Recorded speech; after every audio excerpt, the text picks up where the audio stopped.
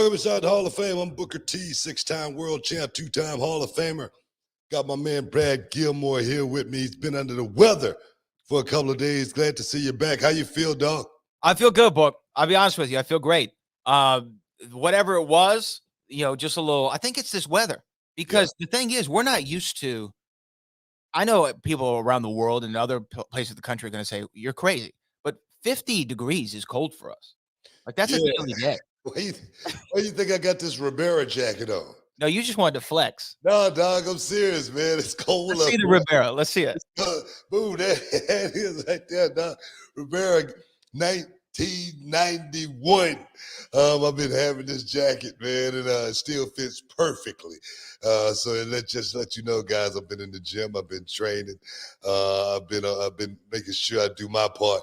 The man up there do his part. We meet in the middle. As you saw, I almost knocked the hell out of Big Poppy just this past week. World Series games. Let's talk about it. Let's talk about it, man. It was a very, very exciting day for me just to be a part of the World Series extravaganza. Let's just say that first and foremost. I want to thank everybody who made it all possible at Fox. First time at the World Series. First time being at a big league game like that of that magnitude.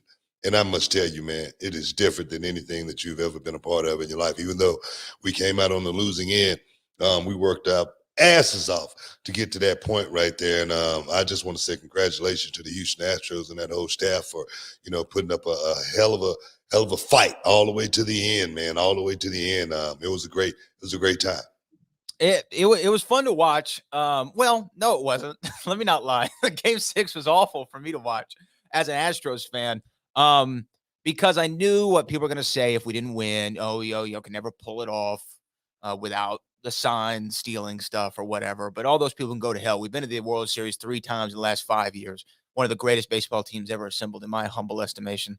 Even some of the great teams, like you think of A-Rod's Yankees, they only won once, right? They only went all the way and won once. So that's neither here nor there. Well, I want to talk about this thing with you and Poppy, right? Because I got a bit of a beef with you about it. I'll be honest. What's that, man? What are you talking about? Well, Poppy had it coming. I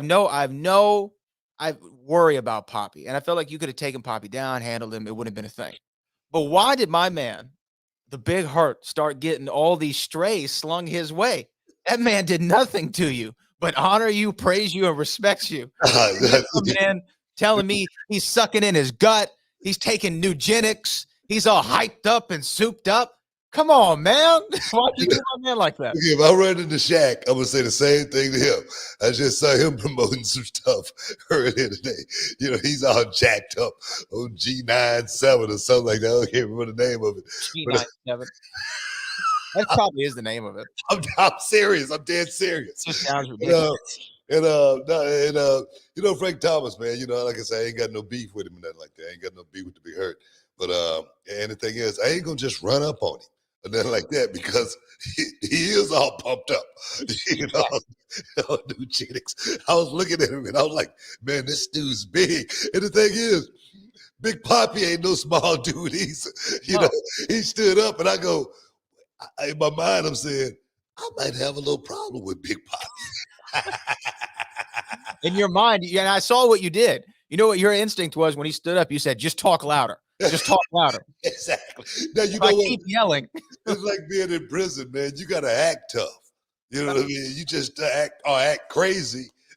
One of the two. People like, I ain't touching that guy. That guy's looking at an episode of Sanford and Son back in the day, and he said, you act like you know karate or you act like you know crazy. One of the two. Crazy might work better. There was this movie back in the day. I don't know if you ever saw it. It's called Man of the House with Tommy Lee Jones.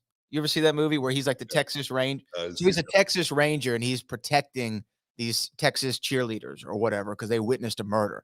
And he gets into a bar fight and this guy gets into a karate stance and he goes, "You be careful. I know karate." And Tommy Lee Jones goes, "Boy, you better know something."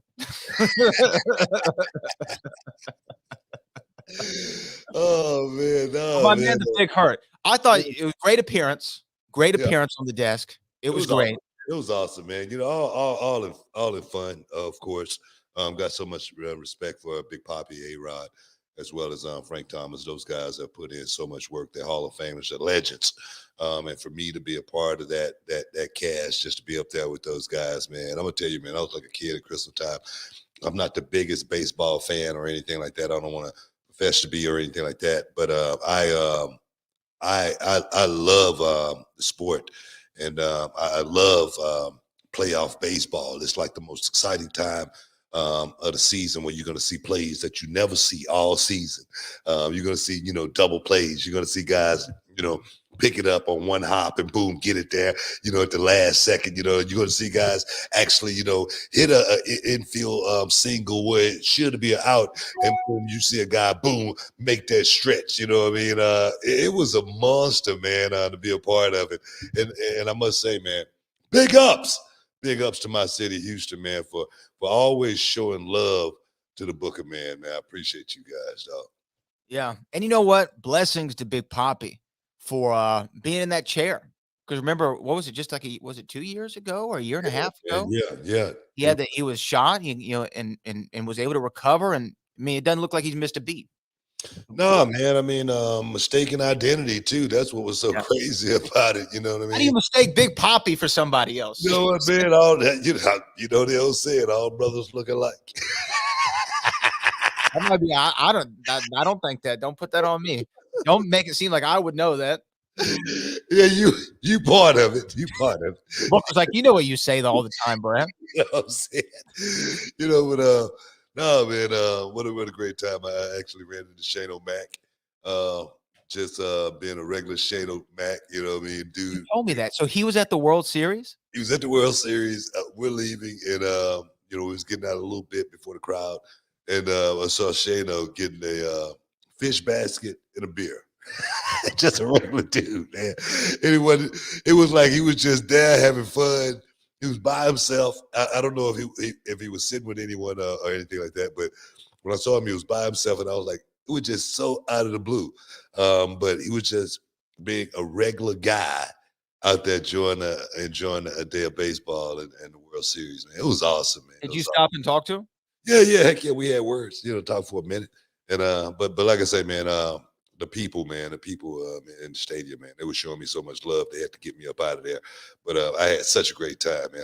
Hopefully we can do it again. Hopefully we can do it again. That's the hope more than anything. Look, Houston Astros pay Carlos Correa, whatever that man wants. Yeah, what they talking about, 30, 35, something like that? Something like that. Yeah. Whatever it is, pay it. Hey, man, he's worth it.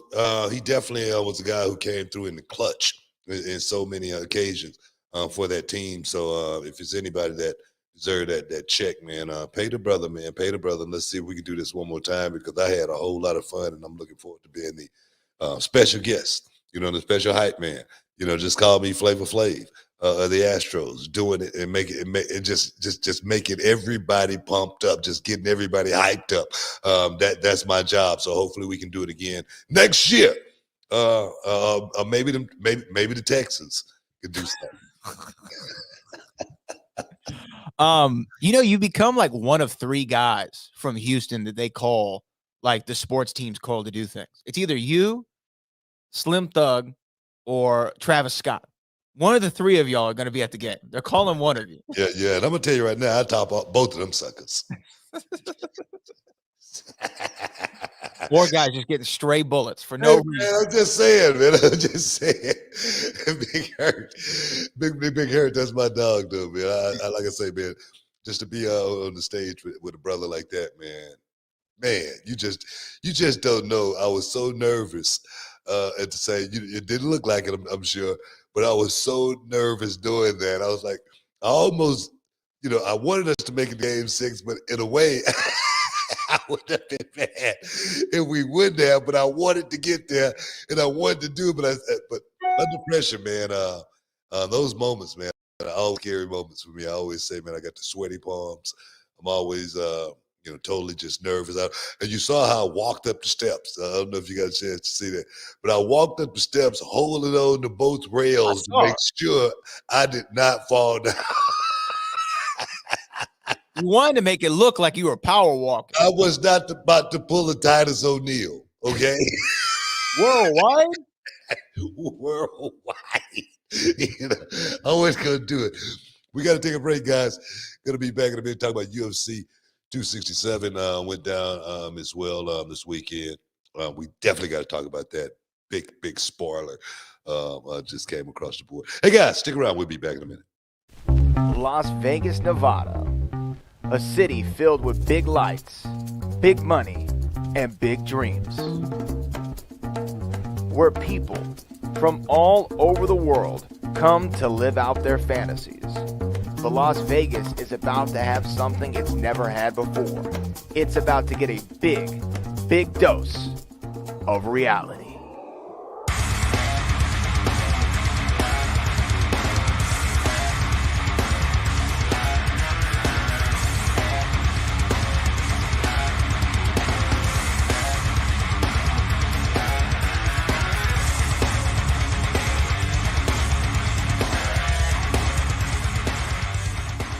Can you dig?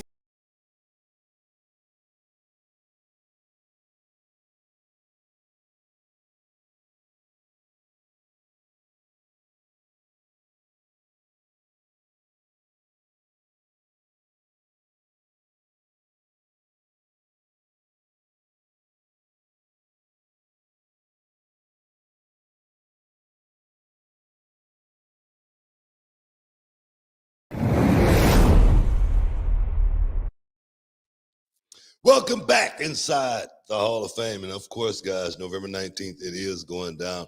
One night in Vegas, reality wrestling invades Las Vegas, Nevada for one night of festivities, man. Show what us Texas boys are really all about. Show what Texas wrestling is really all about, and give the world a chance to see how good these young guys really are. Big main event going down, triple threat action for the Reality of Wrestling Championship. Will All Day, Cam Cole, Danny Limelight, and the champion, of course, Will All Day. Those guys are going to go out there and rock it in that main event, as well as triple threat action in the females division as well for the Diamonds Championship. So, guys, don't miss out. Don't get shut out. If you can't be there in Vegas, make sure you check this show out live on YouTube, guys, for free. Just subscribe. Do it. Do it now. I do it for you. Hey, man, yeah, where are we at right now? There are a lot of things that we should get to. I mean, there's some UFC stuff, but before we get there, wait, what were you talking about? You're talking about a big spoiler? What was this spoiler? What are you talking about? Well, no, spoiler in the UFC. I mean, not Oh, a in the spoiler. UFC. I mean, it was a spoiler over the weekend because no one ever in a million years thought Glover Teixeira would No. flip on a banana peel and become the UFC light heavyweight champion at 40 years old. No one saw that coming. So that if there's a spoiler, if there's a rotten egg somewhere, his name would be Glover Teixeira because he just stinked it up for the whole division. But congratulations I was happy for him. You know what, man? I was happy for him as well because he was put in there as a guy who was put in there to lose. He was put in there, to have a fight in the heavyweight division, keep Blachowicz going in that direction. No one I don't think any money in Vegas, I can't imagine any money being on Glover Teixeira to win that fight. And the reason why I say that is because Jan Blachowicz has just been looking so good. I mean, to beat Israel Adesanya the way he did, to have gone through the division the way he has, no one saw Glover Teixeira doing that. I don't know. That's the fight game, though. One night you could be the best in the world, and the next night you could be looking up at the lights wondering what the hell just happened, especially in a sport like that. Take nothing away from Glover Teixeira's skills. He was a guy that was touted to be UFC champion a long time ago. He was a guy who was held out of the UFC due to certain reasons for a long time. Just couldn't get right paperwork and whatnot. And then finally get to the UFC older than expected. it didn't happen for him. And now, boom, slip on the banana peel, chokes out the champion, Jan Blachowicz, in 2 rounds. And the thing is, he could have got him in 1. On the first round, it looked real shaky for Jan. What do we say? What do we do? What do we go from here? I don't know. Again, no one thought that Glover when it was going to go out there and do that to Jan, because Jan's been such a force at that 205. He was kind of the guy that we looked at as, okay, Jones is out of the picture. What's my man's name? Not Dominic Cruz. Who is my guy that Jan beat? Not Dominic Cruz. We saw him fight in Houston. I can't think of his name. Why? Somebody will throwing a blank. I'm throwing a blank. Somebody will tell me. But we thought that he would also be kind of one of these heir apparent guys. We're like, oh, he almost beat John Jones, and then Jan comes out and beats him, and it looked like it was going to be Jan's division. Sure, it wasn't Dominic Cruz. I mean, not Dominic Cruz. Not Dominic Cruz. Dominic Reyes. Dominic Reyes. Dominic Reyes. Yeah. I knew we'd get there. We'd get there eventually. Yeah. Dominic Reyes looked like he was going to be the heir apparent. Jan comes out, dusts him off, and then it looks like it's going to be Jan's world. No one thought 42-year-old Glover Teixeira was going to come through and do it. Now, if they rematch, which I'm sure is going to be talked about, or sure is going to be done, I can't say it's going to be the same result. But do you know what I would do right now? If I was Israel Adesanya, I'd say, hey, let's give this 205 another try. Give me one more shot, Dana. Let me try against Glover at 42. I feel good about that fight. You know what? I wouldn't take that risk again if I was Israel. I mean, because that's one thing he doesn't need is to lose to a 40-year-old Glover Teixeira. And I'm gonna tell you right now, I'm not saying that he's gonna lose to Glover, but it's definitely a chance that something could happen, because Glover, one thing about him, his stand-up is not the greatest, but if he can get you to the ground, bro, he could actually do a whole lot of work from that position. And I think that's a position that Jan Blachowicz never thought in a million years that he was going to be in, not just once, but twice. And the thing is, crazy. Glover Teixeira took him down relatively easy. You know what I mean? It wasn't that hard at all. Like, he just swept his leg out and boom, he was on his back. So greatest of ease, as you say. Yeah, with the greatest of ease. So I wouldn't just jump in there with a guy like Glover. I'm looking for a guy like John Jones' mouth to be watering right now. I'm saying, man, I need to get my ass out of trouble and get in here and try to. It would be perfect timing.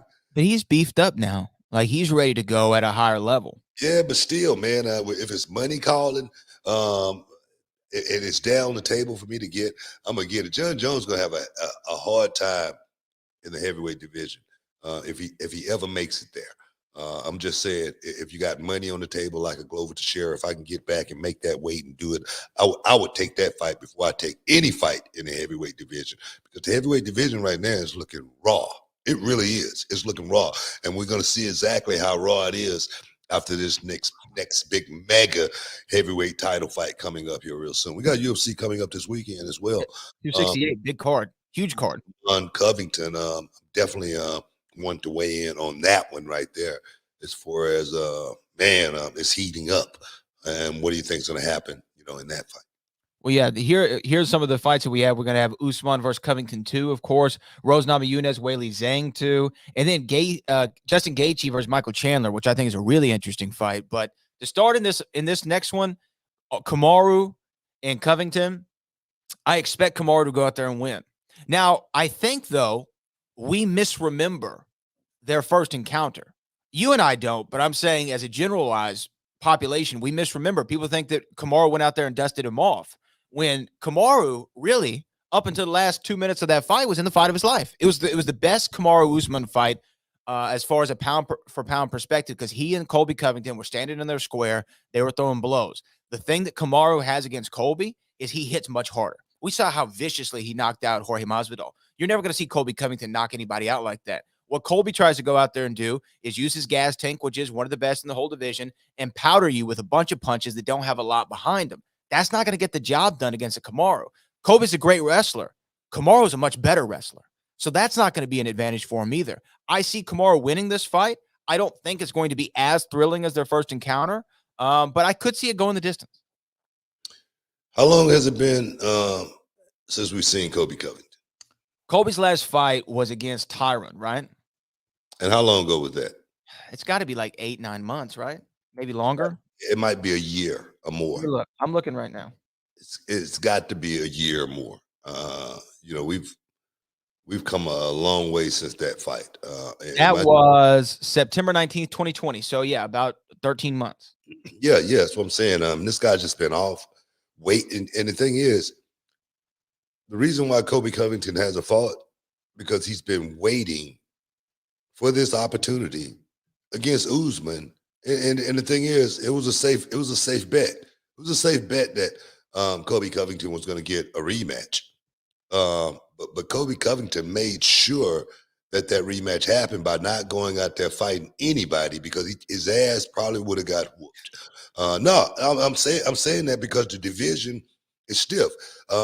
Let's think about the guys. Just think about the guys. Just think about the guys that Kobe Covington beat. Just think about them. Well, let's go through them right here. So he has Damian Maia, Rafael dos Anjos, Robbie Lawler, and Tyron Woodley are his last 5 wins. Now, tell me, is that the hit road of who's of the division? Is it those guys? Well, I will say this: at one time, they all were. At one time, yeah. At one time, they all were. At one time, they all were. But yeah, the thing is, Covington got all of those guys at the right time. Okay, he didn't fight any of those guys in the prime of their careers, while he's in the prime of his. The guys, the murderous row that Kamaru Usman had to go through, that's a totally different deal. So my thing is this: preparation is the only luck you're going to have. Usman has been preparing himself by fighting the best fighters in the division and beating the best fighters in the division. You can say what you want to say about Jorge Masvidal, okay? You can say how many losses this guy got on his record. That's one thing that Kobe Covington always go to. But one thing about Jorge Masvidal, every time that guy got inside that octagon, you thought he had a chance to win. Every time, no matter who he was fighting. And a lot of those losses that Masvidal had on his record was earlier in his career, and a lot of them were almost like split decision losses. So my thing is he has more split decision losses than anybody in UFC history. Exactly my point. So my thing is Usman preparation is going to will him through this fight, I think, more than anything. You talk about the punching power of Kobe Covington.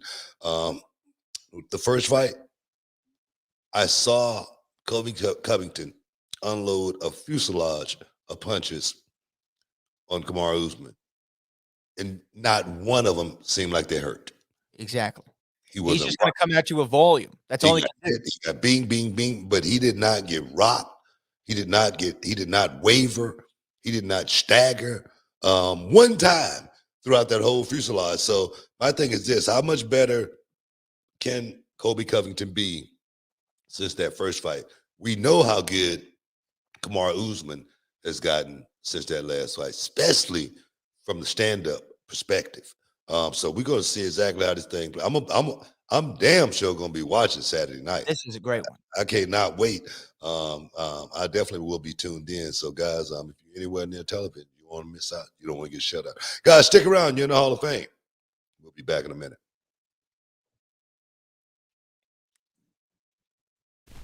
Las Vegas, Nevada, a city filled with big lights, big money, and big dreams. Where people from all over the world come to live out their fantasies. But Las Vegas is about to have something it's never had before. It's about to get a big, big dose of reality.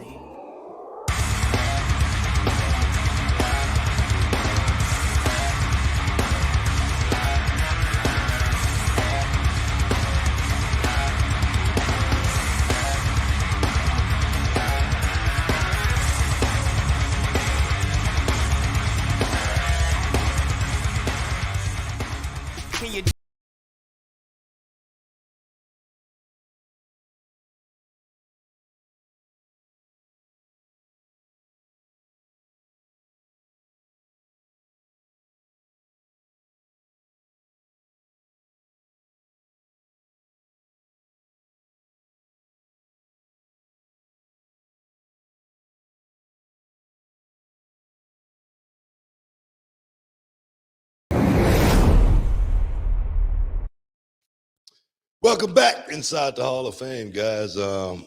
Yeah, we just rolling. We feeling good. Brad, what's going on? You all right? What's wrong? Yeah. We have some releases that just came in from WWE. There's So gonna be some release. My name ain't on that list, is it? I don't see it yet. Okay, keep Yet. rolling. Keep scrolling down. Keep scrolling But down.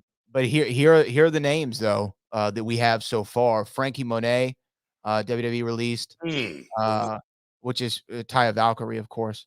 Yeah. Um, Wife of of Johnny Mundo or John Morrison. Weston, Johnny John Knight, Morrison. Johnny This Rose. one, that one's shocking. These next two are unconscionable. Scarlett Bordeaux has been released by the company. Oh, The wife of or the fiance of Karrion Kross. She's been released from the company for whatever reason, and unfortunately, Ember Moon has been released by the WWE as well today. So wow. there you have it. I mean, look, Hmm. it's not our company, right? But I will speak from my perspective. If you don't see talent in those three women and you're a decision maker who's putting people on and off television, I have serious questions. That's all I'm going to say. I have serious questions. Scarlett Bordeaux, mountain of money. Ember Moon, maybe the best woman they have as far as an in-ring technician, right? With a charisma all to her own. And Taya Valkyrie didn't even get a chance to really get started. And I've seen Ty down here at Ladies Night Out and seen her in Impact, what she was able to do in Lucha Underground. Super talent. I'm sure these are all somebody in an office in Stamford who's looking at zeros and ones and trying to make ends meet and budgets match for whatever reason. But these are bad. And these are all according to Sean Ross Sapp of Fightful.com. That's crazy. I mean, because Scarlett, you put her with Karrion Kross. That's money. That's a money package. Right? That's a money. Yeah, man. You know what, man? I hate to see it. Ember Moon, she's one of mine. So definitely I hate to see her get released. But one thing I always teach my girls are, when you talent, cream rise to the top, you'll find a spot somewhere. Ember, she's gonna be okay.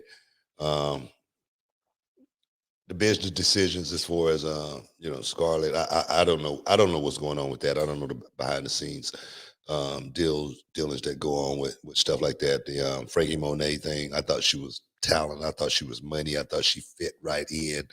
And she was doing a great job. What I've seen from her, she was doing great. She was doing a great job. You know what I mean? She was one of the girls that I thought you could pretty much do anything with, as far as as far as title picture, angle wise, working with, bringing somebody up. I just thought she was.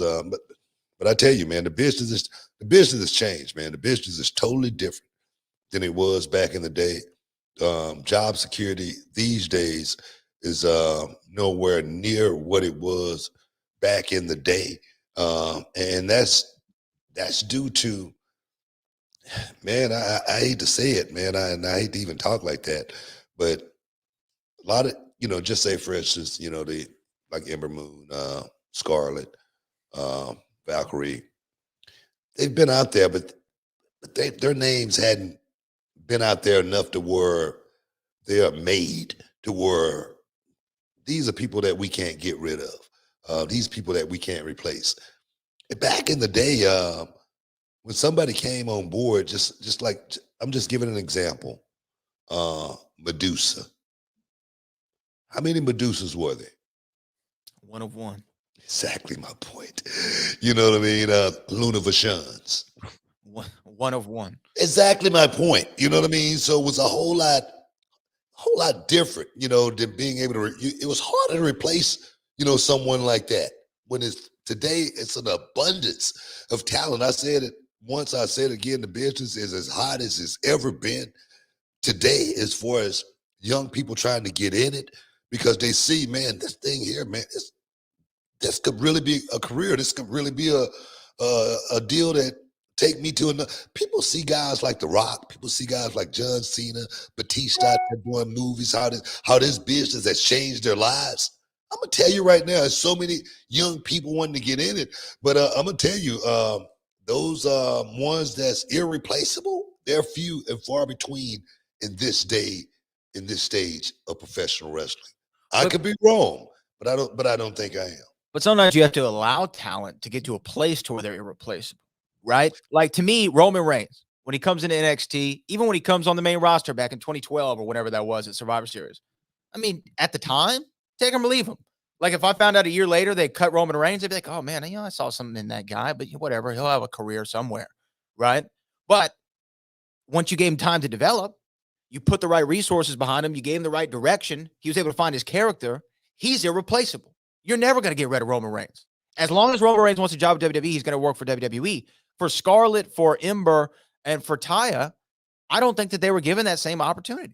Well, you look at it this way right here. You got a quarterback on the team. The starting quarterback, he's gone down. He's out for the season. Okay, but you got this backup quarterback. He's good, but he's nowhere near what we had. He's a guy that might could get us through the rest of the season. But as soon as my man get ready to come back, his ass going right back to the bench because we don't have plans for you. And that's what I'm talking about as far as, like you say, you just used the name Roman Reigns. Roman Reigns may be a guy that I have in my mind that this is the guy I want to work with. And this is the guy I want to make the guy. Okay? And because that's what this business is. It's not like any other business where the guys go out there and make themselves. It's a little bit different. You know what I mean? So I think that's where a lot of guys fall through the cracks because they have not put themselves in position to go out there in the crowd overabundance saying, man, this is our guy. You know what I mean? No one has been able to separate themselves from the pack. And I say that all the time as far as the say, for instance, Booker T chant opposed to the This Is Awesome chant. Sure. To get the fans invested in you, to get the fans to bring a sign with your name on it. You got to understand, a lot goes into whether we're going to keep someone or whether we're going to let someone go. Someone just a good worker, that's what we said about, I'm going to tell you what we said about good workers in the business for so long. Good workers are a dime a dozen. Right, I know. Well, that's just a fact. I'm not putting anybody down or anything like that, but you got to know how to separate yourself from the pack. Now, Ember Moon, I thought she did that. Okay? I to be honest with you, I thought all three of those women I named separated. Well, I don't think Scarlett had a chance to. They neither one of them had really an opportunity. No, what I'm saying is, I thought Ember Moon performances in the ring had set her apart from everyone else because she was so different. You know, she wasn't the diva. She was someone that was going to come out there and whoop your ass and look good doing it at the same time. That what made her a diva. So I just say, hopefully they'll find a soft spot. Well, here we go. More names coming in right now. This is breaking on the minute right now, according to Sean Ross Sapp of Fightful.com. Oni Lorcan has been released, as well as Hit Row's B-Fab. Hit Row just came over to SmackDown last week, I believe. Jesse Kamea, Zeta Ramir, also known as AQA here in Reality of Wrestling, Trey Baxter, Katrina Cortez, all released. So it looks like a lot of NXT talent is getting cuts, and so is Jet Rama. So all of them, or Jeet Rama, excuse me, all of them have been released. So there you go. More releases coming from WWE. Again, I'm not a businessman. I don't know, to that degree, at least to that level. I don't know why these decisions are made. You know, from a talent perspective, I don't know enough about each one of those names I just mentioned to tell you if they had something or not. But there are a few on there who I said, well, you had diamond in this coal. You just had to squeeze it a little bit harder. Yeah. I'm not going to disagree with you on that right there, man. This time of the year has always been touch and go, man. And this time of the year normally was like right after WrestleMania when guys would normally start getting the letters as far as who got let go and whatnot. And I tell you, man, it was always, walking on eggshells, man, because you was afraid that your name might be, among the list. I wouldn't. You know what I mean? Hey, look, I think I hear your phone vibrating over there.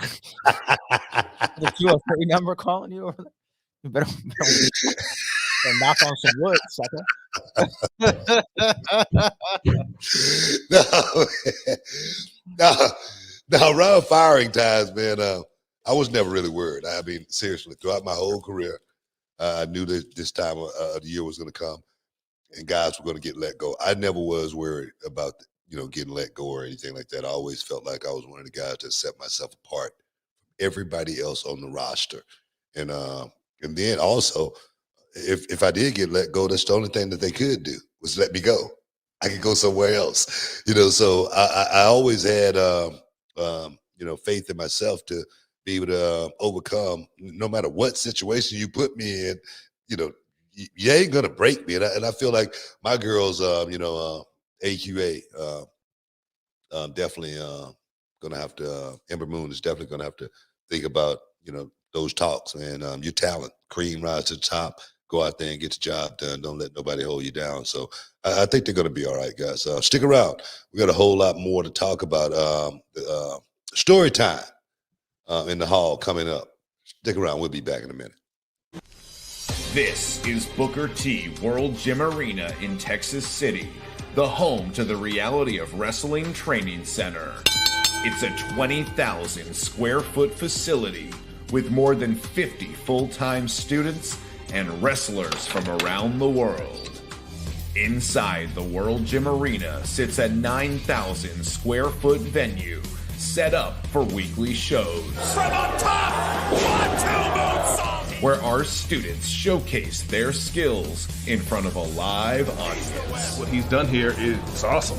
He's created opportunity, and he's creating great talent, as you guys well know. In the back, a full weight room. 6 up, complete with state-of-the-art equipment and personal trainers. There you go. Two more. A full staff and office personnel. One more. Running the day-to-day operation. We have interview sets for TV production, promo classes, quarterly combines. We evaluate progression and team building. Referees, commentators, ring announcers, and live television production. At the World Gym Arena, we don't just teach you how to become a professional wrestler, but an elite sports entertainer. This is Reality of Wrestling.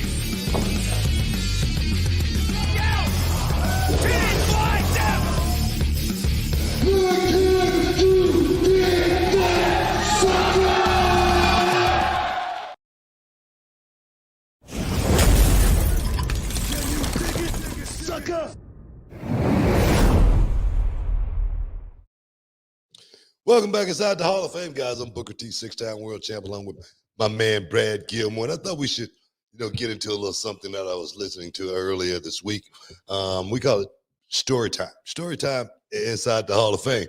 And it was a story that I was listening to actually on Keeping It 100, Disco Inferno and Conan's podcast. Question came in as far as, did they know anything about Booker T being the cancer in the locker room at TNA?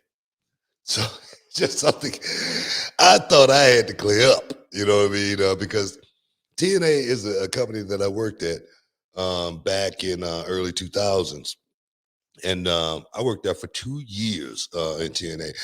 And I've told a few stories about TNA. And the one story I always say about TNA, they say, man, how'd you like TNA? I always say, man, it was like a vacation.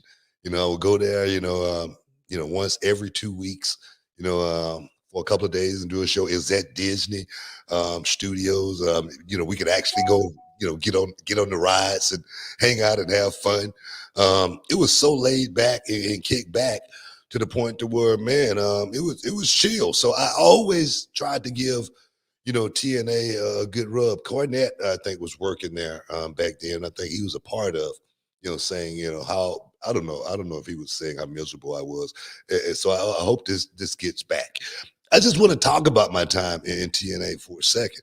And people saying, how bad of an attitude I had. Man, I swear, man, I had such an awesome attitude going into working with that company because I was so high on working with guys like Samoa Joe and Bobby Roode and AJ Styles. I was like, man, Jay Lethal, and those guys. I was like, man, this is gonna be great. Working with a whole different generation of wrestlers as well as trying to give back. I remember having a meeting with those guys at TNA when I first got there. I said, man, I know you guys are probably wondering about me. Some may be a little skeptical.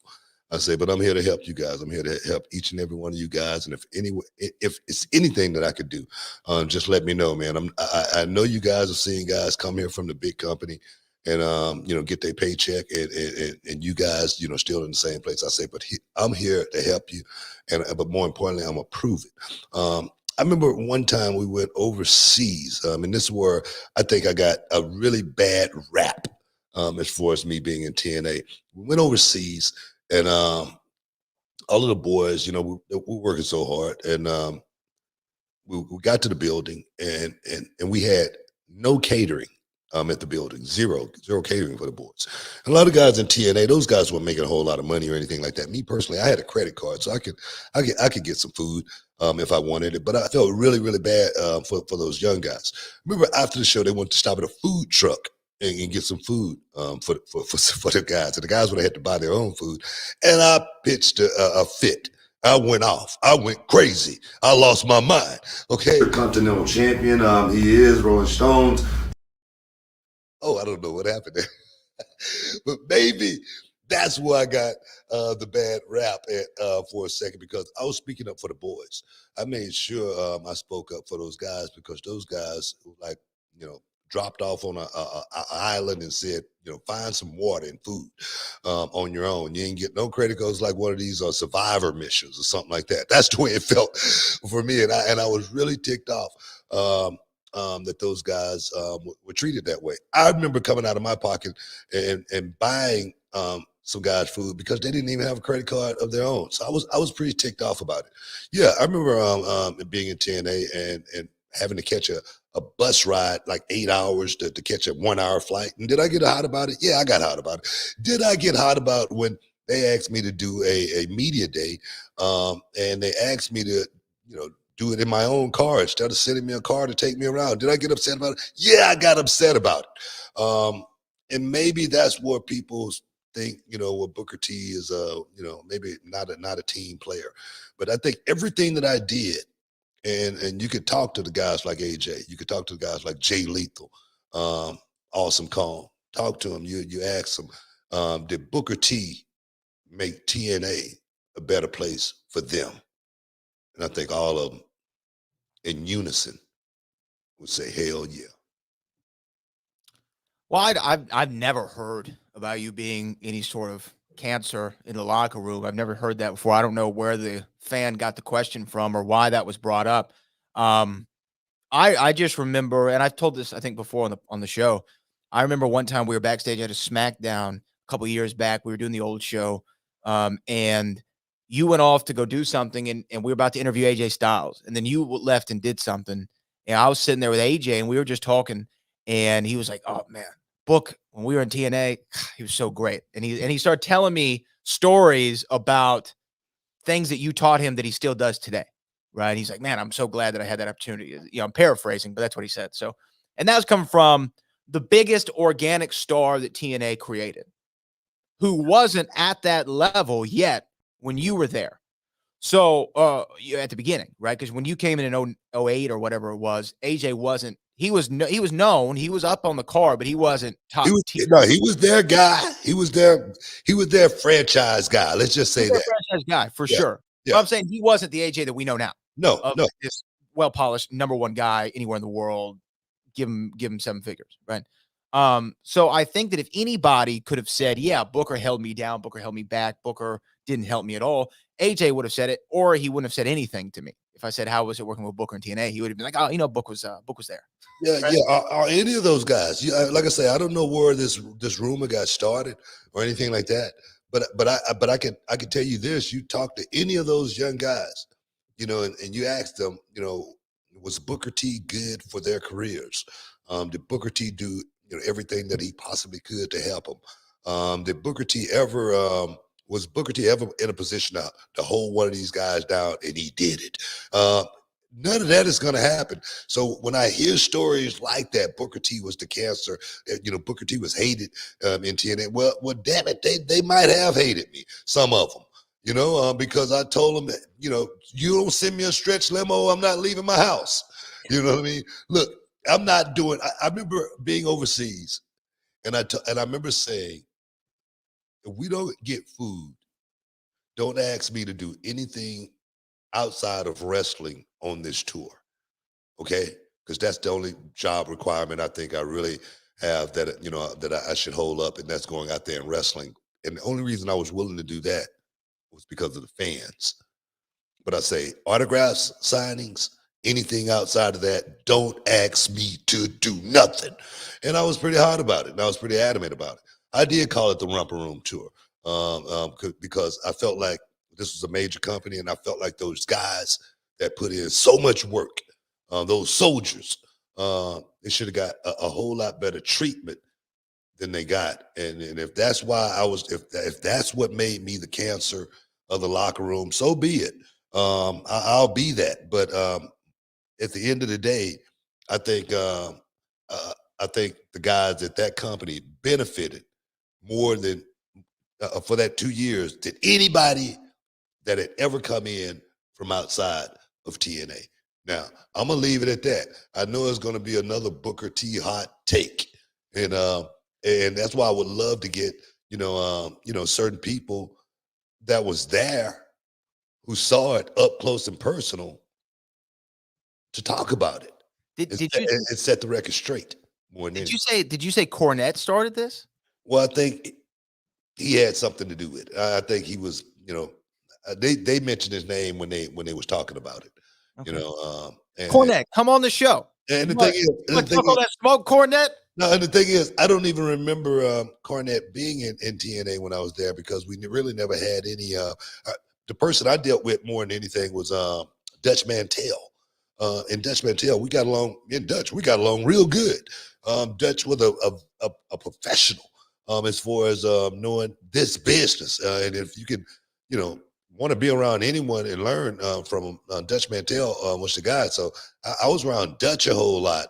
I think Vince Russo was there when I was there because I remember Vince Russo said he didn't want to talk to anybody, any of the wrestlers about booking the show. Just stay away from me. I got this. So, I wasn't one of the guys who wanted to, but there was certain guys who wanted to have a little input, and he was not having it. So he wasn't there for it. But my thing is this. If you ask me what was my time like in TNA for those 2 years, man, it was like a vacation. I made it fun for myself.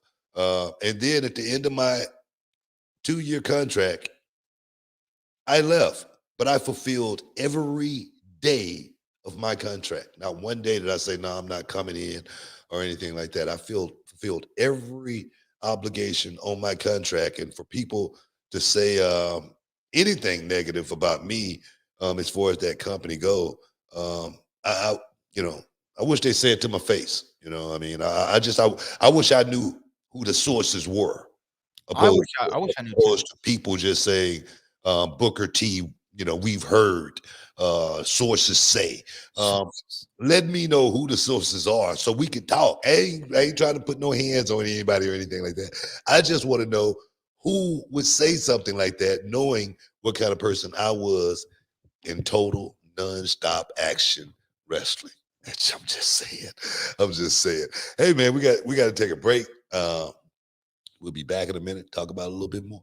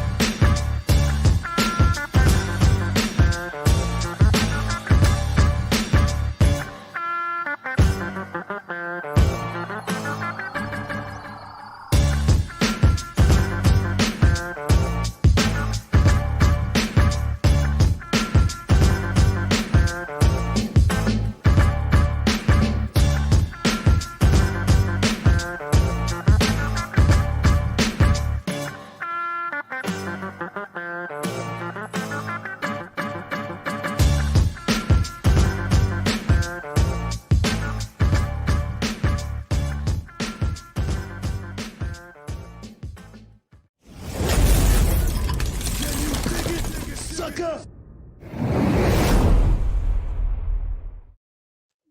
Welcome back, as Shoop. Welcome back, as I haven't done that to show, so I'm gonna make sure I get one Shoop in there.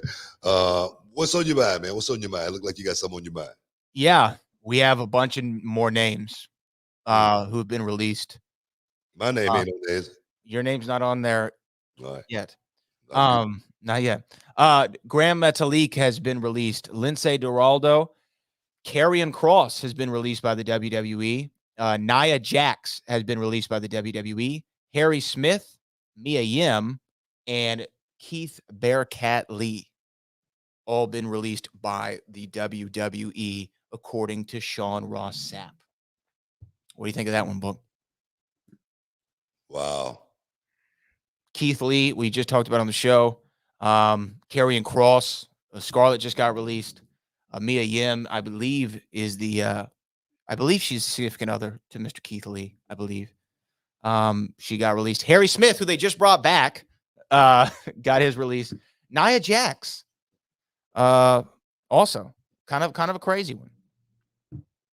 You know what? These are breaking in real time, so we haven't really been able to formulate thoughts on these. But these are some of these are shocking, some of them are not. But Keith Lee, they just were. I mean, the rumor just a week ago was Vince is all in on Keith Lee. He wants to push this Bearcat thing, this, that, and the third. And then here we go. You know, now he's gone. Eva Marie has been released by the WWE. Well, you know, wait a minute. Eva Marie. Oh, I knew that was coming. I ain't laughing at Eva. But shocking, man. Keith Lee. I was just talking about that just last week, right? Mm-hmm. I just said that one of the guys, one of the ex-writers, was talking about Keith Lee, and then I made a quote on top of that as far as, you know, people having to, you know, the company having to, you know, to trust you, and people equated that to things that didn't have any relevance to what I was talking about. But at the end of the day, I said Keith Lee is going to have to make a believer out of those guys. And in between then and now, I don't know what happened. Keith Lee is a guy that's got a abundance of talent. AEW is a company that's looking for guys. New Japan is a company that I think Keith Lee fits in perfectly. I think he'll be okay as far as working in the business. There again, I don't know what Keith Lee's ailments were or anything like that. I don't know if that has anything to do with his firing or his releasing or anything like that. But I'm shocked, man. Nia Jax, I'm definitely shocked at that name being in that group right there, because, man, I thought Nia Jax was one that was going to be around for a long, long time. Just because, you know, there again, I thought she was talent. Karrion Kross. Karrion Kross, man, I must say, he has been, he was, you know, took out of the frying pan and threw right into the fire. Bring him up to the main roster, and then, you know, the wardrobe changes. I'm sure that didn't happen. And the thing is, also, I don't know. I could be wrong, but I'm quite sure Karrion Kross was probably a little perplexed about, man, what the hell's going on? Yeah, we all were. And the reason I say that is because just a minute ago, I was the most over son of a gun in NXT, you know, the company had. I was a champ.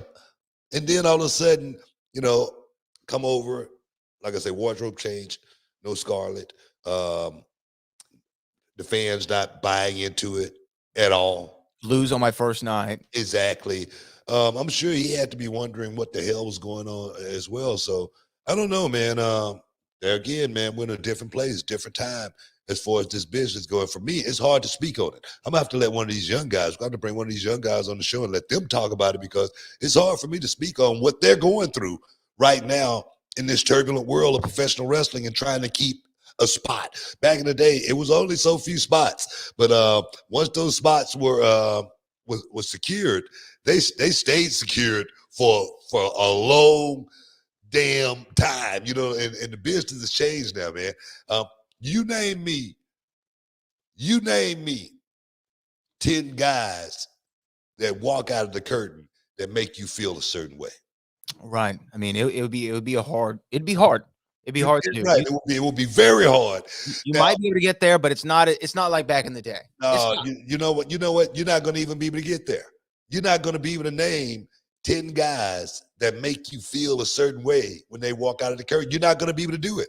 You're not going to be able to do it. And now back in the day, damn near every guy that walked out of the curtain, almost every one of them, WCW, WWF, almost every one of those guys, no matter who they were, they made you feel a certain way when they walked out of the curtain. Whether you liked them or not. I don't care if they were Coco Beware or, Tess. I don't care what name you name. Test was dope. No, I'm serious. I don't care what name. The Test wasn't even a guy that was high up on the radar as far as the top guy. But what I'm saying is, you name me 10 guys today.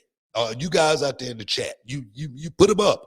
10 guys that walk out of that curtain that make you feel a certain way when they come out, to make you want to buy a ticket, to make you want to go, jump. You know what I mean? So I don't know. I think that might be part of the problem. I really think that way. I think it could be part of the problem, but I also think we're talking about two different things right now. I think that we're talking about these people who just got released, and a lot of them, I mean, it's said, this is the line that's been said. Now, I don't know if this is real, but everyone says it's budget cuts or what have you, right? Now, whether that's true or not, I don't know. I don't have a thing, but apparently John Laurinaitis is the one who made, he's the head of talent relations. He made the emails or the text or the calls and said budget cuts for everybody. That's the rumor online right now. That has nothing to do with their work or their ability or how they made you feel. I think, again, a lot of these guys, had they been positioned better, they could have done more. I do think there's a certain perspective where you could look at it as like, you just got to make the best of what you have and hope that that's enough. But sometimes it's not, right? Sometimes it's not. And the fact that some of these guys and girls who've been released, I'm a little shocked at. Like, to be honest with you, Nia Jax, I'm not super shocked at. I think that she just never fully, in my opinion, I never connected with her. I never had that full connection with Nia Jax. Even when she was working WrestleMania with the title, I didn't feel it. I felt it with Charlotte. I felt it with Sasha. I felt it with Alexa. I felt it with Becky, Bianca, all those names. I didn't really feel it with Nia. And I just don't know if it was her lack of experience, because she kind of went to NXT and then right to the main roster and didn't have a lot of time to develop her toolbox, for lack of a better term. You know what? With Nia, I mean, I love Nia, one of my favorite people. But the one thing I think with Nia was, instead of being a monster, she still wanted to be a diva. Right. And I think, Awesome Kong, there's no frills there. I'm coming to lay waste and leave havoc in the middle of this ring. And that's something that I never really got from Nia Jax. And that's something that I so wanted from Beauty and the Beast. That's what the title for me for Nia Jax would have been. Beauty and the Beast. And she would have been beastly when she was in that ring taking care of her business. You know what I mean? So I don't know, man. Like I say, it's being able to separate yourself in this day and age of professional wrestling. It is so hard, man, because you got so many guys on the roster. You got so little time. And that little time you got when you're out there, it's micromanaged to the point to where sometimes you're not even out there. It's somebody else out there. You just, doing all the moves and whatnot. So to be able to set yourself apart from everyone else in the locker room, it's really hard, man. It's really hard in this day and era. Back in the day, we had the liberty to be able to go out there and get over. And a lot of times we got over before we even got to the territory. So we was already established before we even got there. And I think that's what these young guys are dealing with right now. Nia Jax, before WWE, what'd you know Nia Jax from? I don't think she was doing anything prior to. Aaron Cross, what'd you know him from? I knew him from Impact. Exactly my point. That's exactly my point. Back in the day, I was on worldwide television for 10 to 12 years before I ever got to WWE. Yeah, it's crazy. Think about it. Think about that for 1 second. And all of those guys back in the day, those guys were household names. They were part of the family. These guys today, if they're not, extraordinary talent like a AJ Styles, you will get washed out very, very quickly in the WWE. But I do want to say, no matter, if I connected with your character or Booker or, the audience or whatever, I hate to see anybody lose their job. It's always sucks. My heart goes out to everybody. Hopefully y'all bounce back quick. And, Tony Khan, he's got a lot of long green ducats. You know what I mean? Ring of Honor ain't around no more, but guess what? If you want some opportunity, Hey, we got plenty of opportunity. we got abundance. Got plenty of opportunity. Ain't got no money. Ain't got, let's just say that. We got little money. A little bit. You know what I mean? But we got a lot of opportunity here at Reality Wrestling. It's a lot of guys out there that's going to be looking for a spot, and hopefully we can fill some of those spots. We're not going to be nowhere near of what these guys are, been doing. But they got to understand that they're like on the tarmac right now. They're in a holding period right now. And they got to figure out what they're going to do while they're sitting around waiting. Time off is your worst enemy. Still trying to, hone your craft and make your craft the best you possibly can. Sitting at home, you're not going to be able to do that. I always talk about wrestling. It's not going to come to you. You got to go to it if you want to be successful in this. And there again, man, the business has changed. I'm sure over next few hours, we might even see a few more names come out. The way they're coming out, man, seem like the hits keep on hitting. Stick around, guys. You're in the Hall of Fame. We'll be back in a minute.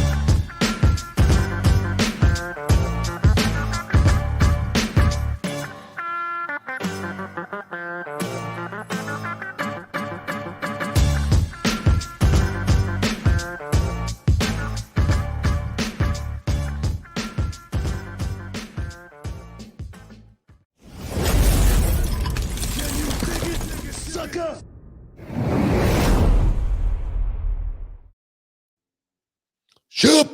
Welcome back inside the Hall of Fame. Caught me there, guys. I was trying to reset something here. But yeah, man. We do book. We do. We're talking about all the WWE releases, of course, that just broke, kind of threw a monkey wrench into our plans as far as what we're going to talk about today. We still have this last segment to break some stuff down, but Cali Toenail came with a super chat. He said, do you think all these releases are due to having to pay big names like Brock? Speaking of Brock, you think this angle with Pierce is just to have him around without having him around the title, or without him having the title?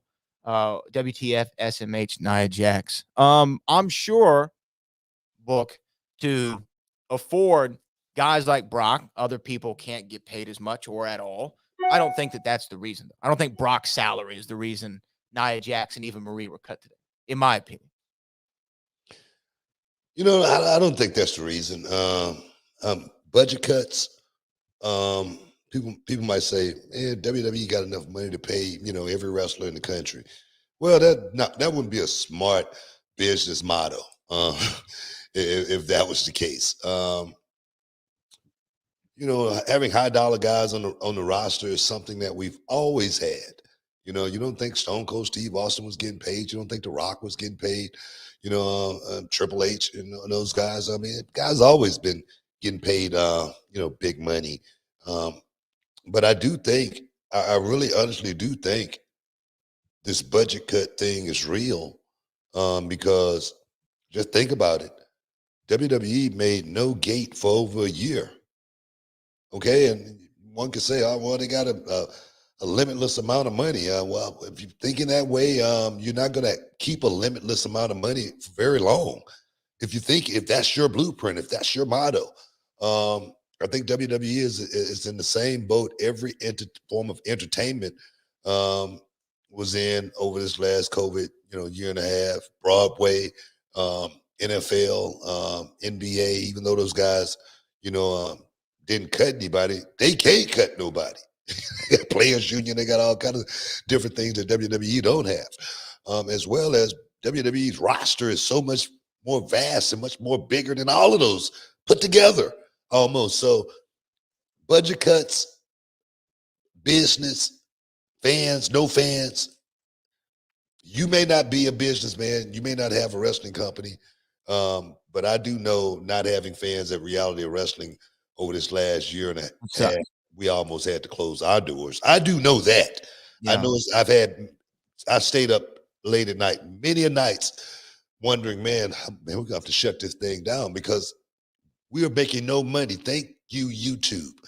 Thank the YouTube channel for getting us through that. Unlike guys like Callie Toenail and Roland Curtis and all exactly. So, guys, understand, man. If you think that if you just got an unlimited amount of money and you can just pour it out like that and not think about how are we gonna, keep this thing rolling, you got to think twice about that. You won't understand it until you're in that position, and that's why I never really try to weigh in on situations like that I don't really know about, because I say, man, what would I do if I was in that position? That's what I do. I do, however, think that some of these, budget cuts are the reason. I think some of them are really the creative has nothing for you cuts. If you want my personal opinion. Come on. I mean, come on. Lindsay Dorado, I have nothing against Lindsay Dorado, but if you remember the old saying, last one hired, you know the rest of that, don't you? First one fired. Exactly. Heard it before. Let's go to Roland Curtis. So speaking of $20, isn't Nia Jax both Rock and Roman Reigns' cousin? Yes, I believe she is. Ember and Mandy were wrestling on NXT while Eva Marie was quote unquote wrestling on Raw and SummerSlam. The average Queen's Crown match was 2 minutes and 15 seconds. Thoughts on the women's division? That's what Roland wants to know. No, man. I think the women's division need to be revamped, just like NXT 2.0. Honestly, we got so much talent as far as the women go, and we really don't really get a chance to see, the vast majority of the ladies on the roster. Of course, we know Charlotte. Of course, we know Becky. Of course, we know Sasha.